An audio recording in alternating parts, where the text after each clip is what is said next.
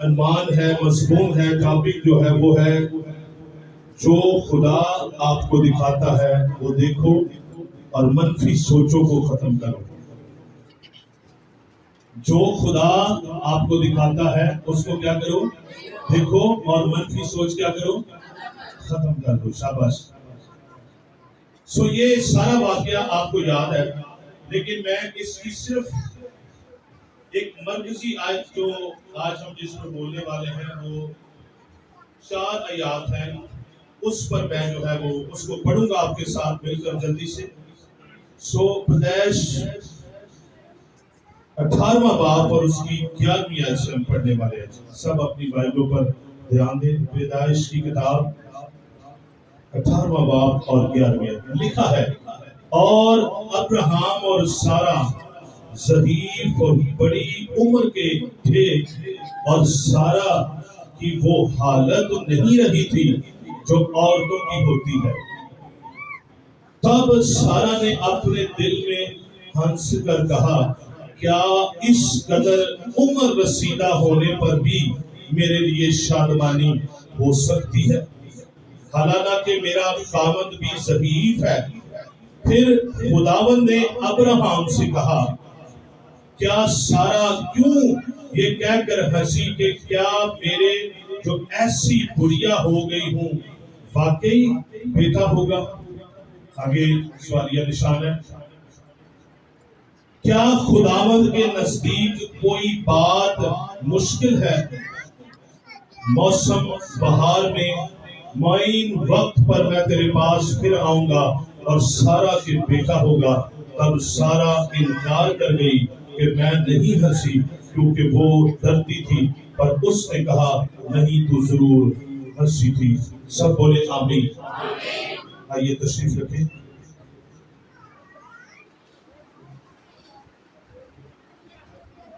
Hallelujah, hallelujah. तारीफ हो खुदा की बनी। Hallelujah, hallelujah. सो सामने देखें, आप सब सामने देखें। हालेलुया। बच्चे भी सामने देखें और बड़े भी सामने देखें। जितने भी यहाँ पर बैठे हैं आप सब सामने देखें। Hallelujah, hallelujah. आपको सामने देखना है, किसी ने इधर उधर नहीं देखना। आपने बिल्कुल सामने देखना ताकि आपको कलाम की समझ आए। इन बच्चों को मेरे सामने देखना है। इनका मुंह इस तरफ करें जी, सामने करें अपना मुंह। शाबाश। इस तरह सीधे होकर बैठे। शाबाश। अब आपने बड़ी तवज्जो से जो आज कलाम आपके लिए खुदा आपको देने वाला है उसको आपने सुनना है। हालेलुया। सो जिंदा रहने के लिए मैं आपकी तवज्जो चाहता हूं। आप मुझे बता सकते हैं कि जिंदा रहने के लिए किस चीज की जरूरत होती है? क्यों जी? जी, कलाम की, पानी की, हवा की। जिंदा रहने के लिए आपको किस चीज की जरूरत है? सांस की। शाबाश, सांस की। सो सबसे पहले जिंदा रहने के लिए हमें सबसे पहले खुदा की जरूरत है। ठीक है जी। और खुदा के बाद जो चीज हमें जिंदा रखती है वो सांस है। क्या है जी? सबसे पहले जो चीज हमें जिंदा रखती है वो खुदा है। सब बोले वो खुदा है। और उसके बाद जो चीज हमें जिंदा रखती है वो हमारा क्या है जी? सांस है। अगर आदमी का सर फट जाए, अगर आदमी के पांव पर चोट लग जाए, उसके पेट पर, उसके बदन पर, किसी के हिस्सा पर भी चोट लग जाए तो वो ठीक हो सकती है, लेकिन अगर उसकी रूह निकल जाए तो वो वापस नहीं आ सकती। ऐसा ही जब इंसान की रूह निकल जाती है तो वो वापस नहीं आती, लेकिन जब चोट लग जाती है तो उसकी जो है वो ठीक हो जाता है, लेकिन जब रूह निकल जाती है तो वो वापस नहीं आती। समझ आ रही है सबको? हालेलुया। तो रूहानी तौर पर आपकी रूह के लिए, आपकी रूह को जिंदा रखने के लिए किस चीज की जरूरत है? बोले जरा जी। कलाम की, और आपकी रूह को जिंदा रखने के लिए कौन सी चीज की जरूरत है? जी बोले। जिस तरह पेट आपके खुराक आपके बदन के लिए है, इसी तरह दुआ आपकी रूह के लिए है। कितने लोग हैं जो दुआ करते हैं? हालेलुया। सब मेरा ख्याल है दुआ करते हैं। लंबी दुआ कौन करता है? घंटा 2 घंटे की प्रे कौन करता है? हालेलुया। आपने हाथ उठाए, कोई बात नहीं, शर्माए ना। आप नहीं करते तो करना शुरू करें आज से। आप जितने दुआ करते हैं हम खुदा की शुक्रगुजारी करते हैं। हालेलुया। और अगर आप दुआ नहीं करते तो ये मैं आपको जुमला इसमें से कह रहा हूं कि आप दुआ करना शुरू कर दें। सब बोले हालेलुया। मैं अपने टॉपिक पर आगे जाऊंगा, लेकिन मैं ये आपको बताने वाला हूं, मेरे दिल में खुदा ये बार बार बात कर रहा है कि इन लोगों से ये मोटिवेशन इनको किया जाए कि ये दुआ करना, ज्यादा से ज्यादा दुआ करना शुरू कर। और रूहानी तौर पर आपको अपनी रूह की जो जिंदा रखती है वो दुआ है, जो आपके रूह की ग़िज़ा है। आमीन। आमीन। आपने कम कहा है। आमीन। जोर से कहें आमीन। सो दुआ जो है वो बड़ी जरूरी है हमारी रूह की ताजगी के लिए। मैं आपको एक वाकया सुनाता हूं। मैंने रात को भी एक जगह पर ये वाकया सुना है कि दुआ क्या कर सकती है।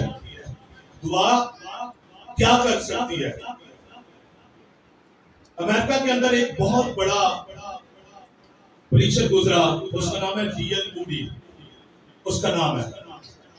और वो उसे बहुत एक बड़ा प्लाजा बनाना शुरू किया, और उसके लिए उसने बहुत सारी एनजीओ के लिए राब्ते करने शुरू कर दिए, और वो जगह जगह जाता और वो उनसे जो है वो पैसे मांगता या उनसे कहता आप मेरी हेल्प करें।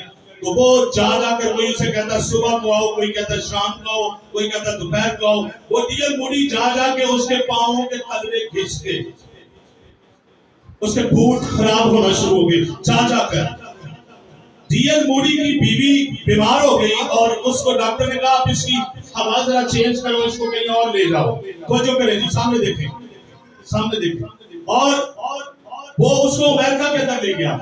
अमेरिका के अंदर एक बहुत बड़ा, जिसको ईमान का देवता कहा जाता है, उसका नाम है जॉर्ज मुलर। बहुत बड़ा, वो तकरीबन 10,000 या 31,000 या 20,000 से भी ज्यादा बच्चों को उसने पाला। उसने बहुत बड़े बड़े जो है वो अनाथ आश्रम उसने बनाए, और वो यतीम खाने बनाए, और उसमें उसने बच्चों की परवरिश करना शुरू कर दी। और उसने अपने वो तमाम जितने भी उसने वो सारी बिल्डिंग्स बनाई थी, उस पर उसने लिखा दिया कि हमें किसी चीज की जरूरत नहीं है। बात समझ? तो जब डीएल मूडी था, ये जब जॉर्ज से मिला तो इसने कहा आप मुझे अपने सारे वो बिल्डिंग्स जहां पर आपने ये सब चीजें यतीम खाने बनाए हैं, ये मुझे दिखाए जरा। उसने सुबह से लेकर शाम तक कभी यहाँ कभी यहाँ कभी यहाँ, जॉर्ज चूंकि बुजुर्ग था, वो डीएल मूडी को साथ ले लेकर फिरता रहा और वो उसको दिखाता रहा। जब शाम हो गई ना, तो मैं आपको बताने वाला हूँ कि दुआ क्या कर सकती है। जब शाम हो गई तो वो क्या हुआ कि वो डीएल मूडी जो है वो जॉर्ज मुलर को पता क्या कहता है? कहता है सर ये आपने किस तरह बनाए हैं, कभी यहाँ पर बिल्डिंग है, कभी यहाँ पर बिल्डिंग है, कभी यहाँ पर बिल्डिंग है, बहुत बड़ी बड़ी बिल्डिंग्स आपने बनाई है, बहुत बच्चों को आप जो है वो उनको पाल रहे हैं, और हर तरह से आप उनको, कभी भी एक दिन भी वो भूखे नहीं सोए हैं। बल्कि एक दफा अमेरिका से बहुत बड़ी लेडी ने उसे खत लिखा कि आपको क्या चाहिए, मैं आपको वो देना चाहती हूँ। तो उस जॉर्ज ने पता क्या कहा? उसने खत लिखकर वापस भेज दिया, आपका बहुत शुक्रिया, हमें किसी चीज की जरूरत नहीं है, हमारा खुदा हमें देता है। तो वो कहता है कि वो जब उसने सारी जगह को उसको घुमा लिया, तो वो डीएल मूडी पता क्या कहता है? कहता सर आपने ये सब कुछ किस तरह बनाया है, इतने इतने बड़े प्लाजे, जबकि मैं एक प्लाजा बनाने के लिए मेरे पाँव के तलवे किसके हैं, मेरे पाँव की जूतियां खराब हो गई हैं, मैं चक्कर लगा लगा के थक गया हूँ और एक प्लाजा मुझसे बन नहीं जा रहा, लेकिन आपने इतने बड़े बड़े प्लाजे बनाए हैं और इतना बड़ा काम कर रहे हैं और किसी से पैसे भी नहीं लेते, आपने ये कैसे किया? तो जॉर्ज ने पता क्या किया? जॉर्ज ने अपनी पैंट ऊपर कर दी। तो जो करे, जॉर्ज ने अपनी पैंट ऊपर कर ली और अपने काले घुटने दिखाए। उसने कहा ऐसे किया है, जोर से बोलो आमीन। उसने कहा मैंने ना किसी के आगे झुका हूं, बल्कि ये मेरे घुटने देखो, मैं अपने यीशु के आगे झुकता हूं, वो मुझे मुहैया करता है। सब बोले हालेलुया। इस वजह से मैं एक बात अक्सर मेरे दिल में ये आती है, अक्लमंद हारेगा, जोर वाला हारेगा, कुव्वत वाला हारेगा और जितना गरूर वाला वो भी हारेगा, लेकिन एक मसीही जो अपने खुदावंद के आगे घुटने देखता है वो कभी ना हारेगा। सब बोले हालेलुया। उसने कहा ऐसे किया है, मेरे घुटने देखो, मैं हर वक्त अपने खुदा के आगे झुकता हूं, मुझे किसी चीज की जरूरत नहीं। दुआ ये कर सकती है, एक बंदा 30, 40 या 20 हजार से भी ज्यादा लोगों को पाल रहा था और सिर्फ किसी के आगे हाथ नहीं फैलाता था, दुआ करता था। इस वजह से दुआ ऐसी वो चाबी है जो बंद आसमानों को खोल देती है। सब बोले हालेलुया। आज ही दुआ करना शुरू कर दो, आज ही दुआ करना शुरू कर दो। अगर आप 20,000 भी प्रॉब्लम्स आप बताएंगे ना, तो मेरे ज़हन में जो एक ही बात आएगी वो यही आएगी, आप दुआ करना शुरू। सारी मुसीबतों का हल क्या है? वो दुआ है। जब आप दुआ करते हैं खुदा आसमान खोल देता है। सब बोले आमीन। अपने मज़मून की तरफ हम बढ़ते हैं।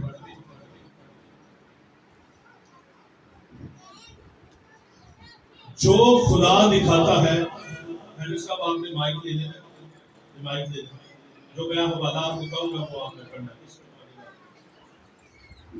जो खुदा दिखाता है उसको देखो।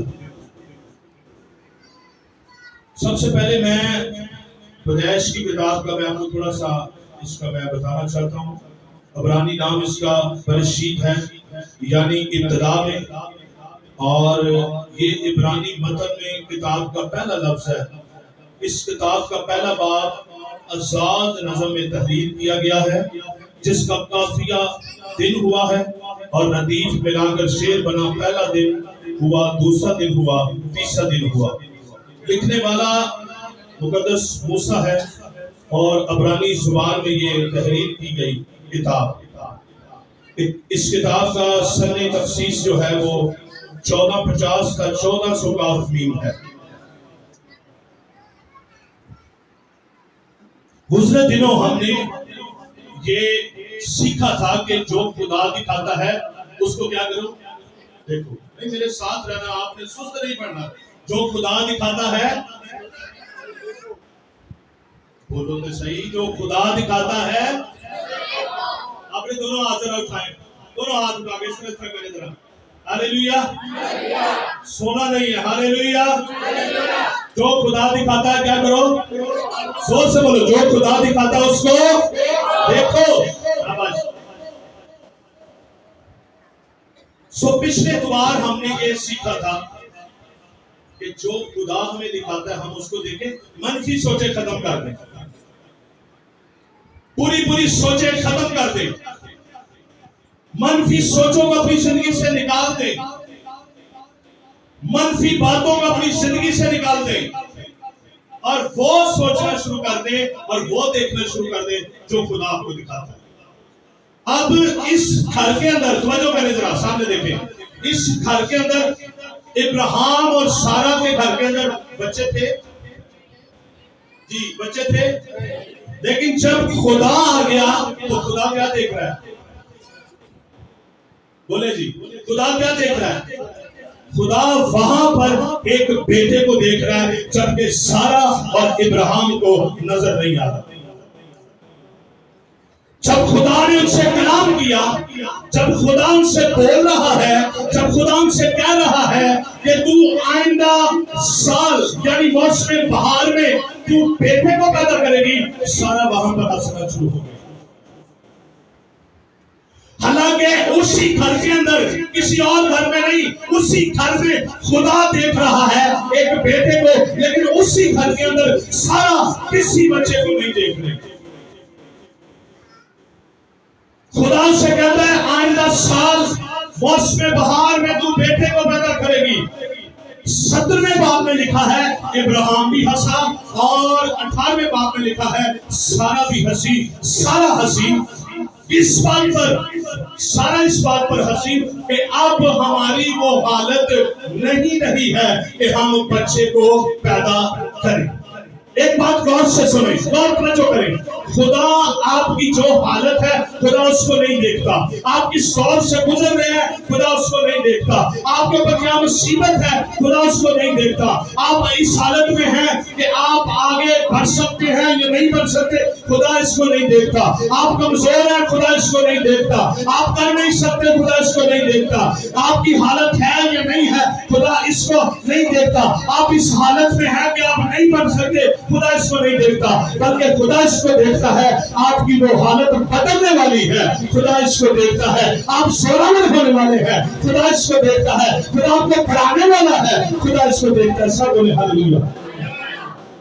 वो कहती है हमारी आपको हालत नहीं रही कि हम बच्चे को पैदा करें, लेकिन खुदा उनको क्या दिखाता है, मैं तेरी वो हालत कर दूंगा कि तू बच्चे को पैदा करेगी। सब बोले हालेलुया।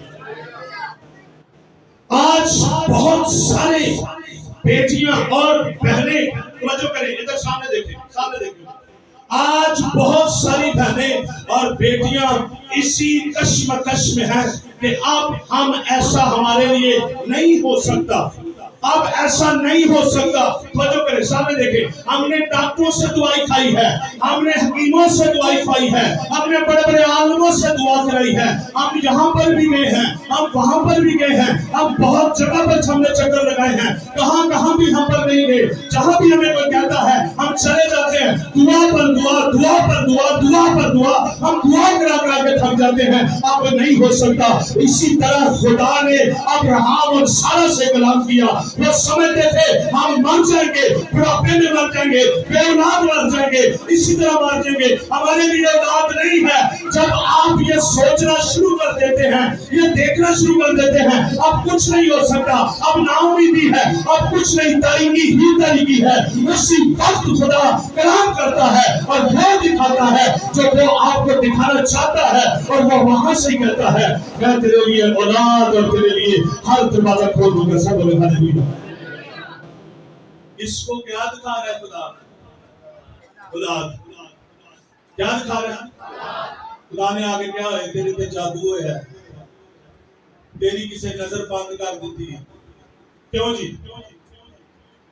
तू किसी पानी से गुजर गई है, तुझे तवीत पड़ गए हैं, तुझे किसी ने बांध दिया है कि तू बच्चे को पैदा करे ना करे। ऐसा कहा खुदा ने? क्या खुदा ने दिखाया? बोलो तो सही, क्या दिखाया खुदा ने? तू मौसम बहार पर क्या करेगी? बेटे को पैदा करेगी। सब बोले आमीन। मुझे नहीं पता आप क्या देखते हैं या लोगों को क्या दिखाते हैं, लेकिन मैंने बाइबल में से पढ़ा है खुदा जब जब कलाम करता है, खुदा जब जब बात करता है, जब जब अपने लोगों से वो मिलता है, वो कभी मन की बातें नहीं करता, बल्कि यही कहता है मैं तुझे बढ़ाऊंगा, मैं तुझे जोड़ दूंगा, मैं तुझे उठा खड़ा करूंगा, मैं तुझे बरकत दूंगा, मैं तुझे ऐसा बढ़ाऊंगा। इब्राहिम निकला, तू कौमों का बाप बनेगा। यहाँ पर तू खड़ा रहा तो तेरे लिए कुछ नहीं है, बल्कि मैं तुझे कौमों का बाप बनाऊंगा और तेरे वसीला से लोग बरकत पाएंगे। सब बोले हालेलुया। कहां पर था इब्राहिम? वो जहां पर बुत बनाए जा रहे थे, वहां पर खुदा ने कलाम किया कि तेरे वसीला से लोग क्या करेंगे, कौमें क्या करेंगी, बरकत पाएंगे। क्या दिखाया खुदा ने उसे एक ऐसी पिक्चर, उसे एक ऐसी तस्वीर दिखाई। मैं आपको बताऊं एक बात, तवज्जो करें जरा। आपके जहन में जो फ्रेम है, तवज्जो करें जरा, आपके जो जहन में फ्रेम है, आज उस फ्रेम को बदल लो तो आप बरकत पाना शुरू हो जाएगी। सब बोले आमीन। साउथ अफ्रीका में एक बहुत बड़ा नाम है नेल्सन मंडेला। आप सब उसकी कहानियों से वाकिफ होंगे। उसने एक बड़ी जबरदस्त बात कही। उसने कहा आज जो आप सोचते हैं कल वो कहेंगे, और कल जो आप कहते हैं वो परसों आपके लिए हो जाएगा। आज जो आप सोचते हैं वो कल आपके लिए, वो कल आप कहेंगे, मुंह से बोलेंगे, जो कल आप बोलेंगे वो परसों आपके लिए हो जाएगा। आप क्या सोचते हैं? आपके जहन में कैसा फ्रेम है? आप क्या अपनी जहन में एक पिक्चर बनाकर बैठे हैं? क्या तस्वीर है आपके जहन में? आप जब भी अपने आप को देखते हो या अपने इर्द गिर्द देखते हो, आपको तारीकी नजर आती है, आपको डार्कनेस नजर आती है, आपको कोई अच्छी पिक्चर, आपको कोई अच्छा फ्रेम नजर नहीं आता। खुदा आज आपके फ्रेम को बदलना चाहता है। खुदा चाहता है आप उस मनफी फ्रेम को निकालो और एक अच्छा फ्रेम वहां पर रखो, जिसमें ब्लेसिंग है, बरकतें हैं, बढ़ोतरी है और अनंतिंग है और बसा है और हुजूरी है, और उसमें आप बुलंद से बुलंद होते चले जा रहे हैं। सब बोले आमीन। आप जैसा सोचेंगे आपके लिए वैसा हो जाएगा, या आप जैसा देखेंगे वो आपके लिए हो जाएगा। आज जो आप सोचते हैं या देखते हैं वो चीजें आपकी तरफ बढ़ना शुरू हो जाएगी। अगर आप मनफी देख रहे हैं तो वो मनफी चीजें आपकी तरफ बढ़ना शुरू हो जाएगी। अगर आप पॉजिटिव देखते हैं तो वो पॉजिटिव चीजें आपकी तरफ बढ़ना शुरू हो जाएगी। जो कुछ आप देखते हैं या जो कुछ आप सोचते हैं वो चीजें आपकी तरफ बढ़ना शुरू हो जाएगी। मैंने पिछले द्वार की एक कहानी आपको सुनाई, और वो इसमें लाजम है कि मैं आपको ये बताना चाहूं कि वो आप जब इस तरह अपने फ्रेम को बदलेंगे तो यकीनन आप बरकत आएगी। तो जो मेरे सामने देखें, इधर सामने देखें। मैंने पिछली दफा भी संडे को आपको बताया था, एक बहुत बड़ा प्रीचर था, उसकी मां को कैंसर हो गया था, और जब उसे कैंसर हो गया तो वो डॉक्टर ने उसे बताया, क्या बताया? उसे सारी रिपोर्ट को जब देखा तो उस रिपोर्ट में पता क्या आया? इधर तो मेरे सामने देखें। उस रिपोर्ट में ये आया कि इसके बाद आपको ये हो जाएगा, इसके बाद आपको ये हो जाएगा, इसके बाद आपको ये हो जाएगा, इस माह के बाद आप ऐसी हो जाएगी, इस माह के बाद आपका चेहरा अंदर चला जाएगा, इस माह के बाद आप कमजोर होना शुरू हो जाएगी। इधर देखें, सामने देखें। इस माह के बाद आप बिल्कुल वीक होना शुरू हो जाएगी। और उसको जो बताया गया, उसने सारी रिपोर्ट जब देखी, सामने देखे, तो उसे ये पता लग गया इस माह के बाद मेरे साथ ये होगा, इसके बाद ये होगा, इसके बाद ये होगा। और वो ऐसा ही हुआ, जैसा वो सोचना शुरू हो गई वो वैसा ही कमजोर होना शुरू हो गया। आज आप दिन ब दिन क्यों वीक होते चले जा रहे हैं? आप अपने घरों में परेशान रहते हैं, आप अपने दफ्तर में परेशान रहते हैं, आप जहां भी बैठे हो अपने बच्चों की फिक्र करते रहते हैं, अपने घर वालों की फिक्र करते रहते हैं, आप मनफी सोचते रहते हैं। इस वजह से आप कमजोर कमजोर कमजोर होते चले जा रहे हैं। मुझे बताएं, खुदा ने आपको कमजोरी के लिए पैदा किया? इधर देखे, सारे सामने देखे, बताएं जी, खुदा ने आपको कमजोरी के लिए पैदा किया? खुदा ने आपको इसलिए पैदा किया कि आप बदरूहों की गिरफ्त में रहे? खुदा ने आपको इसलिए पैदा किया कि आप बेऔलाद रहे? खुदा ने आपको इसलिए पैदा किया कि आप बरकत ना पाए? खुदा ने आपको इसलिए पैदा किया कि आप दुखी रहे? खुदा ने आपको इसलिए पैदा किया हुआ है कि आप मायूस रहे? खुदा ने आपको इसलिए पैदा किया हुआ है आप रोते रहे? खुदा ने आपको इसलिए पैदा किया हुआ है कि आपको कोई दुनिया की चीज ना मिले? खुदा ने आपको इसलिए पैदा किया कि आपका घर ना हो? खुदा ने आपको इसलिए पैदा किया हुआ है कि आप दिन ब दिन बीमार बीमार बीमार होते चले जाए? खुदा ने आपको इसलिए नहीं पैदा किया, बल्कि गौर से सुनो, खुदा ने आपको इसलिए पैदा किया है कि आप सबसे ज्यादा बरकत पाए। खुदा ने आपको इसलिए पैदा किया है कि आप औलाद से कबूल हो जाए, फले और बढ़े। खुदा ने आपको इसलिए पैदा किया है कि आपका लेवल यहाँ पर हो। सब वो जब कमजोर होती चली गई तो उसने अपने दराज से सारी अच्छी अच्छी तस्वीरें निकालकर उसने अपने घर में चिपका दी। और जब उसने चिपका दी, उसका बेटा आया, वो पादरी था, वजह करें, तो उसने आकर देखा, वो हैरान हो गया। उसने ये कहा कि मैंने खुदा के कलाम में से पढ़ा है, खुदा नामुमकिनात का खुदा है, खुदा मुर्दों को जिंदा कर देता है, तो मेरे कैंसर को खुदा क्यों नहीं खत्म करेगा? सब बोले हालेलुया। और वो अच्छी अच्छी तस्वीरें लगाकर उसको देखती थी और अपने जहन में, अब तवज्जो करें जरा, उसने अपने जहन में जो फ्रेम था ना कि मैं कमजोर हो जाऊंगी, मैं मर जाऊंगी कैंसर के साथ, अब मैं ये हो जाएगा, मुझे ये हो जाएगा, उसने अपने उस फ्रेम को निकाल दिया और एक नया फ्रेम फिट कर दिया और उस फ्रेम में वो तंदुरुस्ती सब बोले हालेलुया। और उसके बाद 20 साल तक वो जिंदा रही और उसे कुछ नहीं हुआ, बल्कि जब उसे दोबारा टेस्ट कराया तो कैंसर बिल्कुल खत्म हो चुका था। सब बोले हालेलुया। जो आप देखते हैं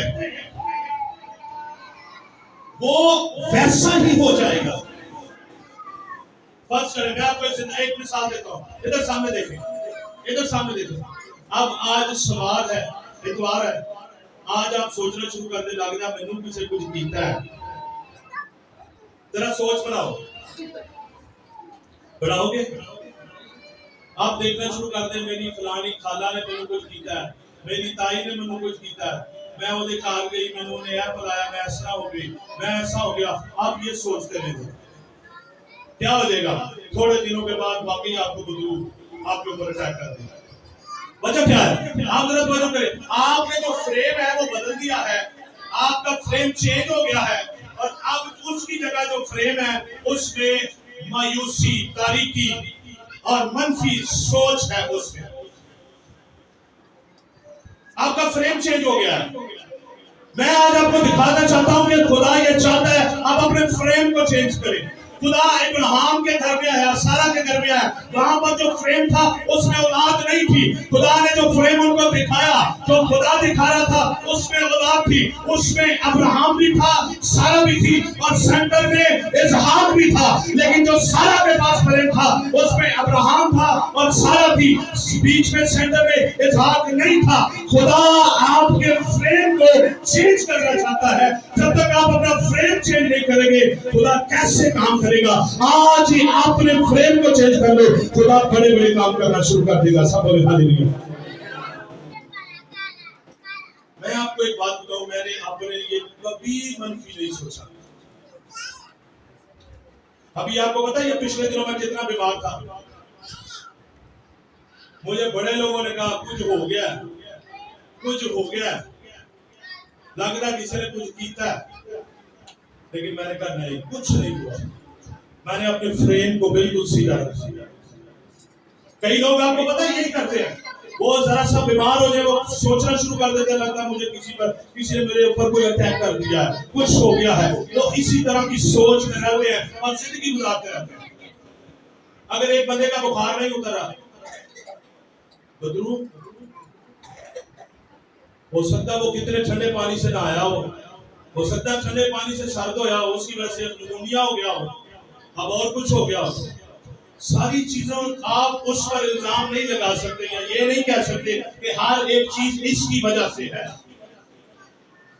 कैसा आप सोचते हैं, कैसा आप देखते हैं, ये सवाल है। उसने यही कहा, क्या खुदा से कोई ऐसा काम मुश्किल है जो खुदा नहीं कर सकता? खुदा सब कर सकता है। तेरी औलाद नहीं है, तुम बुढ़े हो गए हो और ऐसी हालत हो गई है कि बच्चा पैदा नहीं कर सकते, हो सकता बड़े हकीमों ने कहा हो अब ये नहीं हो सकता, हो सकता बड़े लोगों ने कहा हो अब ये नहीं हो सकता, लेकिन खुदा कहता है अब ये हो सकता है और हो के रहेगा, क्योंकि खुदा जो दिखाता है वो 100% हो जाता है। सब बोले हालेलुया। मैं आपको एक बात, तो एक खादिम ने बड़ी अच्छी गवाही दी। वो कहता हमारे साथ वाले घर में एक बच्चा था, कहता सारे बच्चे जो है वो अपनी अपनी गाड़ियों से खेलते, कोई बैठ के करता, कोई घर बैठ के ऐसे ऐसे गाड़ियां चलाता, आपको पता बच्चे चलाते हैं। कहता हमारे साथ वाले घर में एक बच्चा था, उसके पास बच्चे आपको पता टाइम चलाते हैं मोटरसाइकिल में, वो सोटी के साथ। वो कहता हमारे साथ वाले घर में एक बच्चा था, उसके पास कुछ भी नहीं था, वो वैसे करता रहता था, वो ऐसे ऐसे करता रहता था और घूमता रहता था, गेम लगाता था, फिर करता था और पूरे अपने जो है वो बुरादे में वो घूमता रहता था और हर रोज वो इसी तरह गाड़ी चलाता था। और वो खादिम पता क्या कहता, गौर से सुनो, वो खादिम कहता है एक दिन मैंने देखा वो बड़ा हो गया और बहुत बड़ी गाड़ी में आया और मैं हैरान हो गया कि यार कमाल हो गया, जो ये सोचता था, आज वो भाग्य हो गया है, इसे गाड़ी मिल गई है, उसे अपने फ्रेम में ये सेट किया हुआ है कि मैं गाड़ी चला रहा हूँ। सब बोले हालेलुया। वो बाद में बहुत बड़ी शान आलीशान गाड़ी में वो बैठा हुआ था। आप क्या देखते हैं या आप क्या सोचते हैं? आज बहुत सारी माएं कहती हैं नहीं मेरा बच्चा ठीक नहीं हो सकता। आज बहुत सारी बीवियां ये कहती हैं मेरा बंदा चंगा नहीं है, वो केड़ा वेला सी मैं ये नाल जेड़ा मेरी शादी हुई। क्या हो गया? अब आपकी गलती नहीं है, जो आपने फ्रेम सेट कर दिया है अब वही हो। जो आपने अपने हस्बैंड के लिए देख लिया है अब ऐसे वो होना शुरू हो जाएगा। मैं आज आपको ईमान से कहता हूं, इब्रानियों के खत के अंदर 11वें बाब में पहली आयत जरा एडम साहब पढ़ेंगे।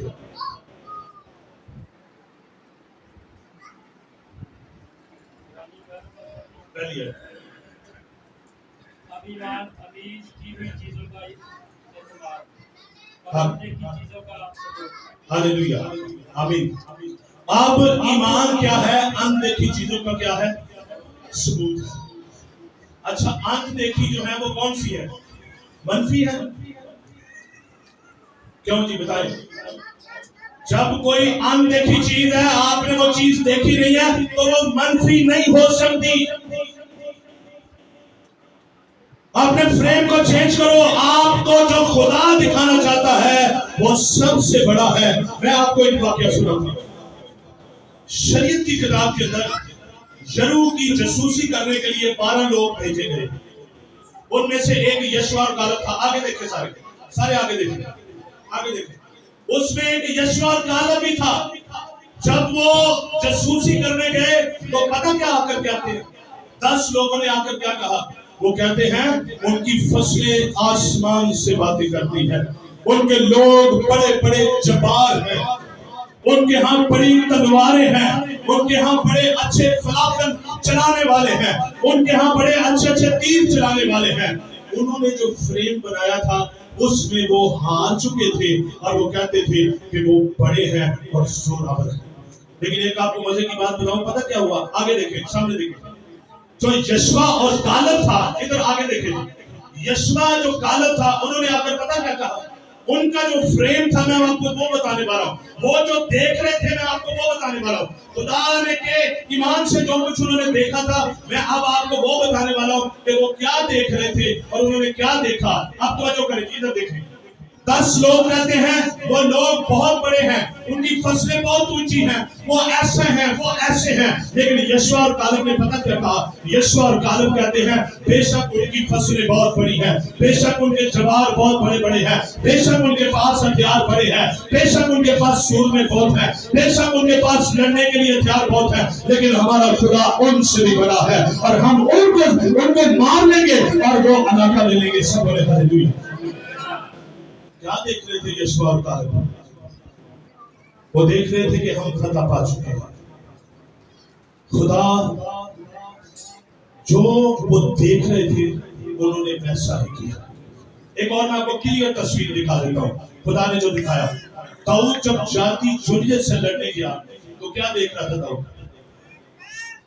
बाकी सब ये देख रहे थे कि ये हमें मार देगा, हम नीचे लेटे हैं। लेकिन दाऊद के पास जो फ्रेम था उसमें जाति जुलियत नीचे लेटा है और दाऊद उसने तलवार के साथ उसका गला काट दिया। मैंने आपको बताया जो आप सोचते हैं वो कल आप बोलेंगे और जो कल आप बोलेंगे वो परसों आपके लिए हो जाएगा। दाऊद जो दुबला पतला बच्चा गया और जाते ही जब उसने देखा तो कहता तू होता कौन है? जिंदा खुदा को जो है ललकारने वाला, जिंदा खुदा के खिलाफ बातें करने वाला। दाऊद के पास जो फ्रेम था उसमें जाति जुलियत हारा हुआ था और दाऊद ने ये कहा, बहुत सारे तर्जुमों में भी ये लिखा हुआ है, मैं तेरी तलवार से तेरी गर्दन को काट दूंगा और मेरा खुदा आज ही तुझे मेरे हाथ में कर देगा। जोर से बोलो आमीन। दाऊद उसे सोचना नहीं ये मेरी आवाज करवा देंगे। मैं किथे पतला गया एक किथे 9-10 फुट का। दाऊद ने ये सोचा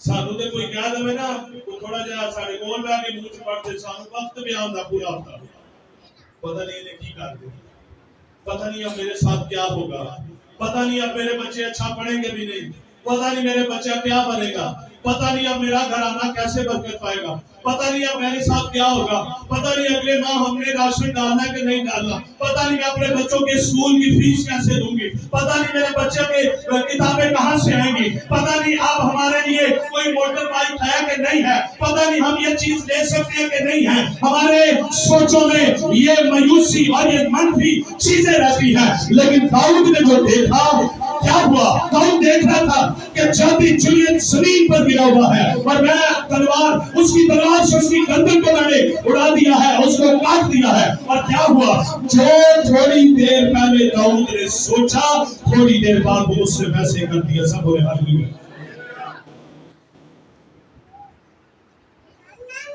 शाऊल ममसूर था। समझो करें जिधर आप किताबों में पढ़ के देख लें, बाइबल में लिखा है कि शाऊल ने जहां जहां भी गया खुदा ने उसे फतह दी। शाऊल को किसने चुना था? खुदा ने चुना था। तो क्या शाऊल और बनी से कौम के साथ खुदा नहीं था? खुदा था। वजह क्या था? फ्रेम, उनका फ्रेम ठीक नहीं था। उसके फ्रेम में शिकस्त थी, लेकिन दाऊद के फ्रेम में फतह थी। सब बोले हालेलुया। जैसा दाऊद ने सोचा उसके लिए वैसा हो गया। आप क्या सोचते हैं? जो खुदा को दिखाता है उसको देखो। सारा जो खुदा ने औलाद दिखाई, उसने हंसा, वो हंसी, लेकिन खुदा ने कहा कोई काम मेरे नजदीक मुश्किल नहीं है। इसीलिए आज खुदा आपसे भी कलाम करता है। आप अपने फ्रेम को बदलो। जब आप अपने फ्रेम को बदलोगे, खुदा एक अच्छी पिक्चर आपको दिखाएगा। उस पिक्चर में आप प्लस नजर आएंगे, उस पिक्चर में आपका घराना बरकत वाला नजर आएगा, उस पिक्चर में आपका शौहर अच्छा नजर आएगा, उस पिक्चर में आपके माँ बाप अच्छे नजर आएंगे, उस पिक्चर में आपके बच्चे तरक्की करते नजर आएंगे, उस पिक्चर में आप एक अच्छे सक्सेस में नजर आएंगे, उस पिक्चर में आप प्लस से प्लस होते चले जाएंगे। खुदा ये दिखाना चाहता है। इसी वजह से खुदा ने ये मजबूर दिया कि जो खुदा दिखाता है सिर्फ उसी को देखो, बाकी चीजों को ना देखो, बाकी चीजों को ना देखो। जो खुदा दिखाता है उसको क्या करो? उसको देखो। मैं एक आपको हवाला सुनाना चाहता हूं। मेरे साथ एक हवाला निकालें। पहले साहब हवाला एक पढ़े। हम साल की किताब 17 बाब की 22 आयत। खुदा के पाक कलाम में है, शादमान दिल शिफा बख्शता है, लेकिन अफसरदा दिली हड्डियों को खुश्क कर देती है। आमीन। आयत गौर से सुने जी। शादमान दिल शिफा बख्शता है। मेरे पीछे पढ़े जरा। शादमान दिल, जोर से पढ़े। शादमान दिल शिफा बख्शता है, लेकिन अफसरदा दिली हड्डियों को खुश कर देती है। जरा जोर से पढ़े। हड्डियों को, अभी सुस्त नहीं होना, ये अफसरदा दिली पढ़ रहे हैं। अफसरदा दिली क्या करती है? हड्डियों को खुश कर देती है। ये आम मैं बता दूं, मैं देखा नहीं कईयां दे बूते 12 बजे ने मायूस मायूस, चेहरे लथे हुए, मुंह बनिया, कोई हासा नहीं, कोई स्माइल नहीं। जुदों में देखो आंकड़े आंकड़े में क्या, कई लोगों को देखा तो शादी से भी वो हंस देते। ऐसे ही लगता है कि कोई इनकी चीज घूम गई है, यहाँ कहीं से मार पड़ी है, या पता नहीं क्या हुआ है, लेकिन वो उनका चेहरा, उनकी बॉडी ऐसे ही, वो कभी खुश नजर नहीं आते। दाऊद भी पलूस करता है खुश रहो, फिर कहता है खुश रहो। खुदा हमें पता कैसा देखना चाहता है? वो ये चाहता है कि हम हर वक्त खुश रहें। सब बोले हालेलुया। जब आप खुश रहेंगे, आपके दिल शादमान रहेगा, आपके दिल में खुशी रहेगी, आप मुस्कुराते रहेंगे, आप अच्छा अच्छा सोचते रहेंगे, आपके अंदर खुशी होती रहेगी, खुशी पैदा होती रहेगी, आपकी हड्डियों में खून भी बढ़ेगा, आपकी हड्डियां भी मजबूत होगी, आप जो है वो तंदुरुस्त होते चले जाएंगे। हम इस आयत को देख रहे थे रात को भी, ऐसे लगता है कि ये किसी हकीम ने आयत लिखी है, बल्कि मैं ये कहता हूँ ये किसी हिकमत वाले और हिकमत वाले ने ये आयत लिखी है। वो जानता है कि खुश रहने से आप तंदुरुस्त रहेंगे। सब बोले हालेलुया। और अफसुदा चेहरा, मायूस, चिड़चिड़ापन, मायूस रहने वाला, वो हड्डियां उसकी कमजोर होती चली जाती है। जिस तरह से कहते हैं तू बड़ा माड़ा हो गया, तेनों की होया, कहते हैं ना मकसद पिछले दिनों तू जगह भला था, हुण तेनों की हो गया। अब क्या हुआ अंदर ही अंदर। गुस्सा पंजाबी में कहते हैं सोची ब्याह दे बंदा गया, किथे गया? सोची ब्याह दे बंदा गया। वजह क्या है? जब आप सोचना शुरू हो जाते हैं कैसे मैं बेटी की शादी करूंगा, कैसे करके हालात बदलेंगे, कैसे कर्जा उतरेगा। कर्जा पहले उतरने से पहले आप ही उतर जाते।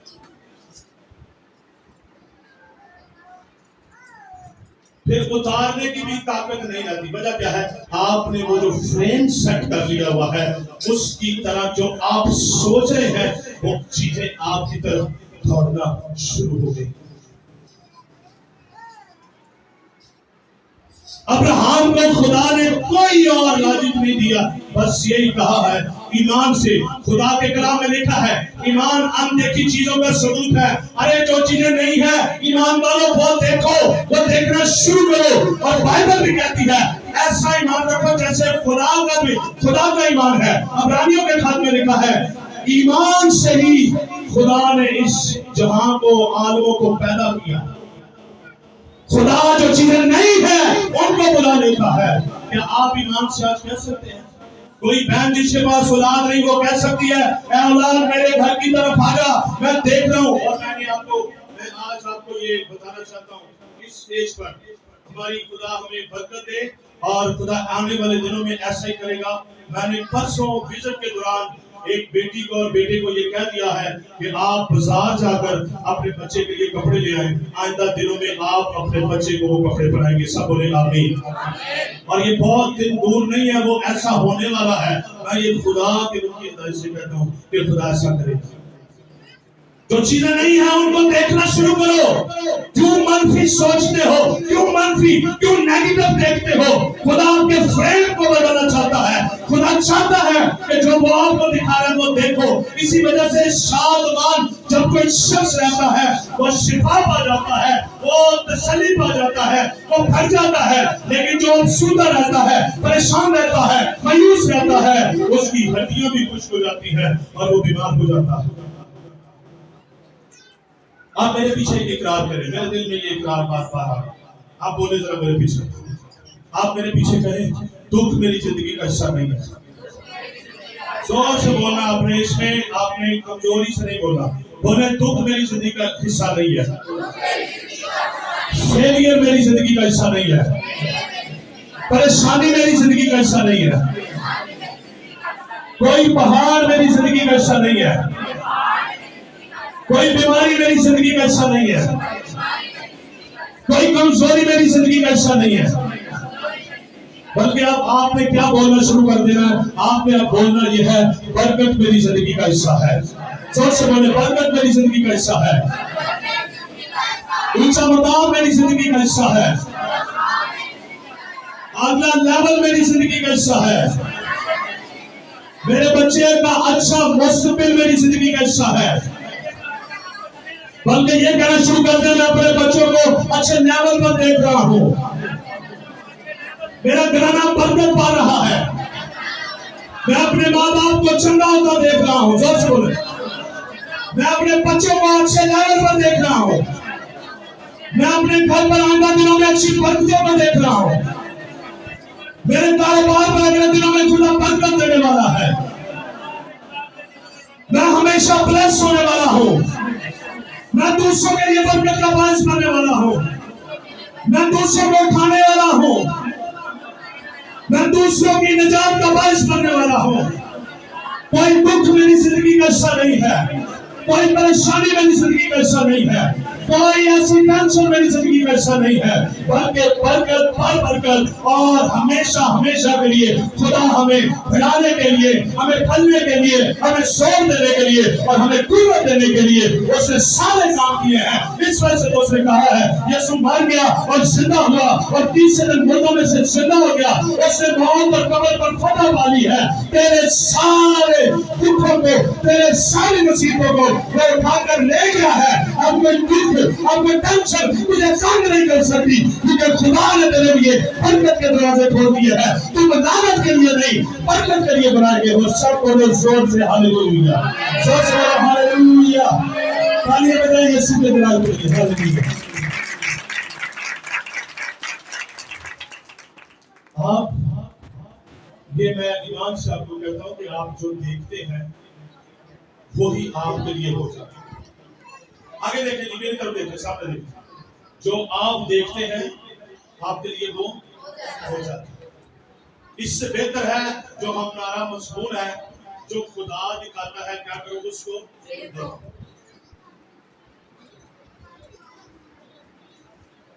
आप मुझे बताएं किस किस को कोई चीज खुदा दिखाता है, बोलो जी। आप जरा सोचे ना, आप क्या देख रहे हैं और खुदा आपको क्या दिखाना चाहता है। अच्छा मुझे बताएं, खुदा ये चाहता है कि आप बीमार ही रहें, क्यों जी? तो फिर क्यों सोच रहे हैं होन नहीं कुछ हो सकता, कौन है बीमारी नहीं जा सकती।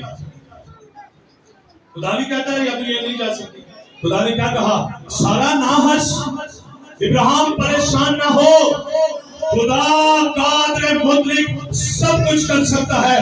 उसके नजदीक कोई भी बात मुश्किल, कोई काम मुश्किल नहीं है जो खुदा ना कर सके। आपके जितने भी मसाइल हैं, आपकी जितनी भी परेशानियां हैं, आपकी जितनी भी टेंशन हैं, खुदा उन सबको हल कर सकता है, क्योंकि वो फरमाता है मैं कादर मुतलिक रब्बुल फात हूं, जो चाहे कर सकता हूं। सब बोले आमीन। वो सब कुछ कर सकता है, उसके लिए कोई काम मुश्किल नहीं है। आप कितने लोग दुआएं मांगते रहते हैं, दुआएं मांगते रहते हैं, आप प्रे करते रहते हैं, लेकिन उसके बावजूद आप मायूस रहते हैं, क्योंकि आपको पता नहीं है कि आपका खुदावंद क्या कर सकता है। मैं आखिरी बात कहूंगा, इसके बाद हम जो है वो इसको क्लोज करेंगे। मैं आपको बताना चाहता हूं कि आपका खुदा क्या कर सकता है, हमारा खुदा क्या कर सकता है। आप उसकी हैसियत को समझे कि वो क्या कर सकता है।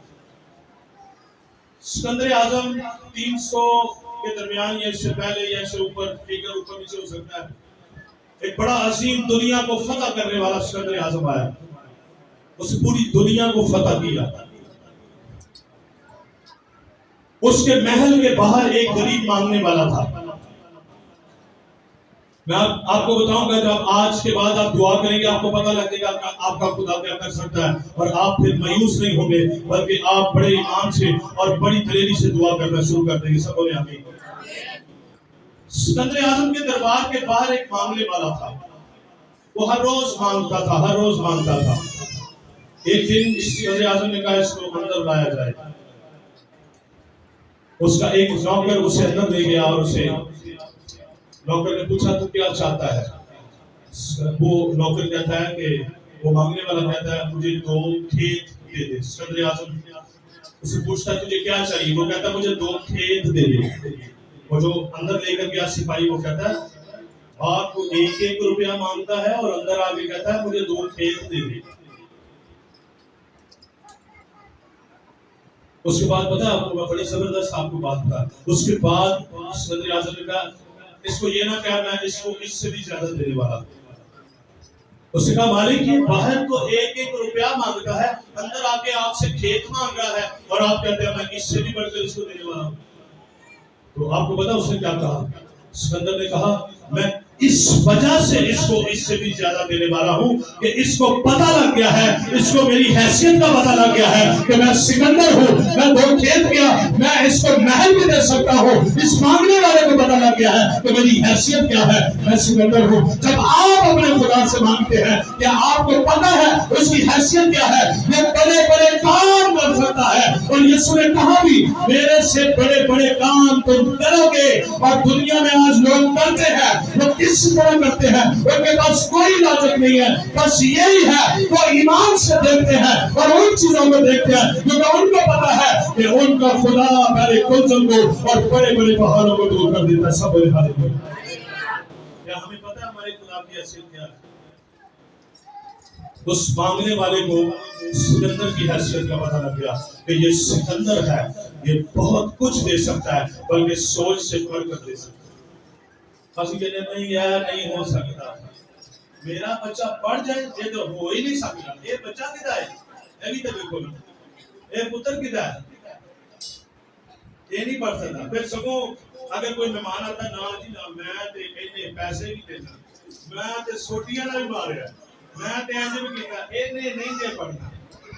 ना ना ना ना हमारे मुंह पर, हमारी सोचों पर, हमारे ज़हनों पर हर दफा मायूसी मायूसी, सुबह उठते सारी मायूसी, शाम को मायूसी, सोते हैं तो मायूसी, मनफी सोच, नेगेटिव सोच लेकर हम जिंदगी गुजार रहे हैं और हालेलुया भी करते चले जा रहे हैं, इबादतें भी करते चले जा रहे हैं, प्रस्तुति भी करते चले जा रहे हैं और हर तरह से खुदा में पढ़ते भी चले जा रहे हैं, लेकिन सोच अंदर नेगेटिव ही। शादी पर हम इकरार कर लेते हैं जिसे खुदा ने जोड़ा, फिर बाद जो कहते हैं इनको क्यों जोड़या है? भाई कई फादर आगे कह दे या फादर आगे कह दे नहीं नहीं मेनू नहीं मंजूर है, पता ही मर के मेरा कहना महीना नहीं गुजरता, वो तूफान ते मेरी पता लगा होता है, एक दिन हो ठीक है तो दूसरे दिन हो ठीक है।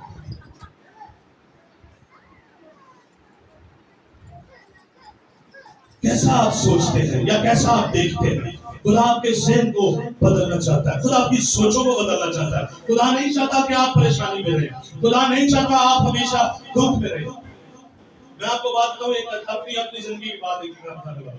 जब मेरी शादी हुई ना तो मेरे पास जॉब नहीं था, तो अब मैं आपको बताऊं कि मेरी जेब में तकरीबन 50, 60 या 100 रुपया इस तरह मेरी जेब में रहता था। हम नेवी में जाते थे और वहां से टोटे पर बैठते जाते, और मैं ये सोचता था कि शायद मेरे हालात कभी बदलेंगे।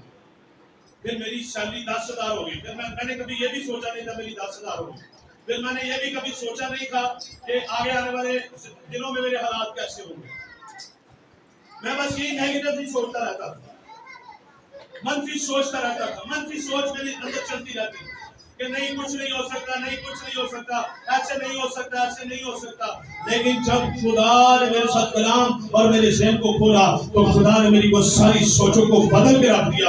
उसने कहा जो तू सोचता है ऐसा नहीं है, बल्कि ये आज से देखना शुरू कर दे कि तेरे लिए सब कुछ हो चुका है, तू बढ़ेगा भी, तू तरक्की भी करेगा, सक्सेस भी पाएगा, प्लस भी होगा। मैं आने वाले दिनों में तुझे बड़ी कर दूंगा, मैं आने वाले दिनों में तुझे बेटा दूंगा, आने दिनों में मैं तुझे अपनी खिदमत के लिए खड़ा कर दूंगा, आने दिनों के लिए तू पौधों के लिए बचाव का काम करेगा, आने वाले दिनों के लिए तू बहुत कुछ करेगा। इसी तरह मैं कहता हूँ आप देखना शुरू करो ईमान से। आज आपकी कोई काउंसलिंग कर रहा है, देखो ईमान से, कल आप किसी की काउंसलिंग करेंगे।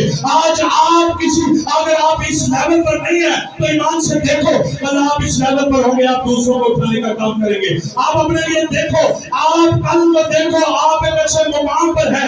छोटी जगह, नीची जगह आपका हिस्सा नहीं है, हमेशा ऊंची जगह आपका हिस्सा है, क्योंकि ये आपकी तरफ से नहीं है, ये खुदा के फजल से है।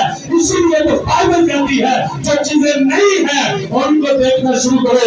अगर इब्राहिम के घर में वो कहता है सारा और इब्राहिम देखो इसहाक आ रहा है, लेकिन वो कहती है अब हालत नहीं है कि कोई बच्चा पैदा करे। खुदा उन हालतों को निकाल कर, उन हालतों से निकाल कर उसको बेटा दिया और इसहाक उसकी गोद में आ गया। और सारा के बारे में लिखा हुआ है कि वो फिर इतनी खुश हो गई, उसने वो देखा और फिर पता क्या आगे इब्रानियों 11वें बाब में देखें, फिर वो ईमान से उसने एक और बेटे को भी पैदा किया। फिर उसे पता लग गया कि मेरा खुदा जो कल आज बने बता यक्षा है, वो जहां पर नहीं होता वहां से भी बात लेता है, वो बंदरों को तोड़ता है, वो चूहों को तोड़ता है, वो हर तरह चीज पर कादिर है और उसके हुजूर में कोई भी काम मुश्किल नहीं है, बल्कि सारी चीजों पर कादिर है। सब बोले हालेलुया। ऐसा आपका कई लोगों को मैंने पता क्या देखा है, वो पहली आती है ना, पहली आती है सारा महीना खुश रहेंगे, पहली आती है थोड़े से पैसे जो उनके पास होते हैं वो देकर लड़ना छोड़ देते हैं, तू ले ला, मैं करना चाहिए तू ले ला। बीवी कहती है मैंने ये करना है, आदमी कहता मैंने ये करना, चलो ये कोई लड़ाई, मैंने रोटी खानी, बोले नहीं खानी। एक दिन गुजर गया, पहला दिन हुआ, शाम हुई, सुबह हुई, पहला दिन हुआ, फिर अगला दिन, और फिर उन्हीं पैसों में अगर वो 12,000 है तो वो फिर अगले दिन 8,000 में सुलह जाती है और पहले दिन 12,000 में सुलह नहीं होती। मायूस, मनफी, नेगेटिव सोच, जब आप इसको सोचना बंद कर देंगे फिर अगली ब्लेसिंग के दरवाजे आपके लिए खुलना शुरू हो जाएंगे। और मैं ये बात बताऊं आपको, खुदा ने जो आपके लिए बरकतें रखी है, इस जुमले पर गौर करें, जो खुदा ने आपके लिए बरकतें रखी है उसमें रुकावट पता क्या है? बहुत सारी रुकावटें हैं उसमें, लेकिन एक सबसे मेजर रुकावट आप खुद हैं। आपके लिए जो बरकतें खुदा ने रखी हैं उसमें सबसे बड़ी रुकावट आप खुद हैं। उसकी वजह क्या है?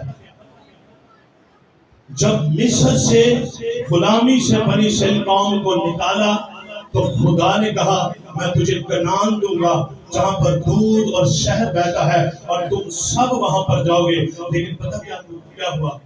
वो दरवाजे कैसे बंद हो गए? जब रास्ते में आकर वो बुड़बुड़ाना शुरू हो गए, मायूस होना शुरू हो गए, हाय वो खीरे, हाय वो प्याज, हाय वो गोश्त, जब ये बुड़बुड़ाना उन्होंने शुरू कर दिया, खुदा ने कलाम किया इनमें से कोई भी नहीं जाएगा बल्कि इनकी नस्ल से वो उनके कलाम में दाखिल होगा। उनकी रुकावट का बाइस कोई और नहीं बना, वो खुद बने। इस वजह से आपकी ब्लेसिंग में रुकावट आप खुद हो। जगह ना बदलो, हम यहाँ पर जाके दुआ करेंगे, हम यहाँ से दुआ करेंगे, हम यहाँ से दुआ करेंगे। अगर कुछ बदलना है अपने आप को बदलो, अपनी सोचों को बदलो, अपने ख्यालों को बदलो, आज ही अपने फ्रेम को बदलो। कल आप बरकत पाना शुरू हो जाएंगे और कल आपके दरवाजे पर आपकी जिंदगी पर ब्लेसिंग आना शुरू हो जाएगी और ब्लेस से ब्लेस होना शुरू हो जाएंगे। लोग देखेंगे कि ये पहले ऐसे था, अब ये ऐसे है। आज आपके पास गाड़ी नहीं है, मैं ईमान से कहता हूँ गाड़ी को देखना शुरू कर दो। अगर आप कहीं बाहर के मुल्क में जाना चाहते हैं, ईमान से देखो, उस मुल्क में अपने आप को देखना शुरू कर दो। जैसा आप देखोगे वैसा आपके लिए होना शुरू हो जाएगा। सब बोले हालेलुया। हम पता शुरू कहां से करते हैं? नहीं ये बहुत मुश्किल ना, ये नहीं हो सकती। पहले ना, कल परसों फिर हाँ। शुरुआत कहां से हुई है? ना से। पंजाबी हम कहते हैं ना, यार ये बंदे ही बड़ा प्लान है, जिनको भी बोलता है जी बोलता है, इसी तरह कहते हैं ना। ये यही बात है, ना ना ना। यीशु कहता है ना ना नहीं बल्कि हाँ हाँ और हाँ। हर जगह पर हाँ, हर जगह पर हाँ।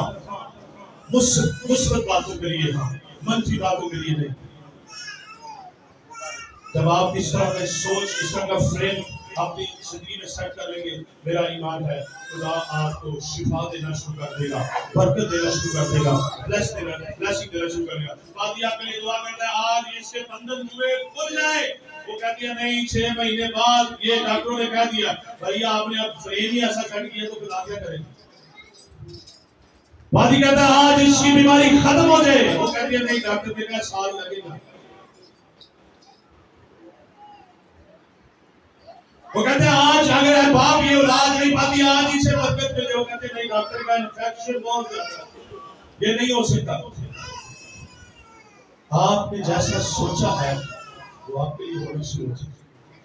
मैंने इन चीजों को बड़ी करीब से देखा है। मेरी जिंदगी की तसल्ली और मुतमिन और खुश रहने का राज ये है कि मैं जब भी बाइबल पढ़ता हूँ और जब भी मैं सोचता हूँ, मैं कभी भी नेगेटिव नहीं सोचा। मैं अगर कोई मुझे कहता भी है मेरे साथ मुझे ऐसा हो गया, मैं बीमार हो गया, ये ऐसा हो गया, ये वैसा हो गया, कुछ भी हो गया, मैं हमेशा उनको मुस्बत बातें कहता हूँ और उनको कहता हूँ आप ईमान पर खड़े हो जाएं। खुदा आपके बंधनों जुओं को और खुदा आपको पहले की तरह बहाल करने की जो है कुदरत रखता है। Hallelujah, hallelujah. जोर से बोलो आमीन, जोर से बोलो आमीन। खुदा मुझे और आपको इस कलाम से बरकत बख्शे।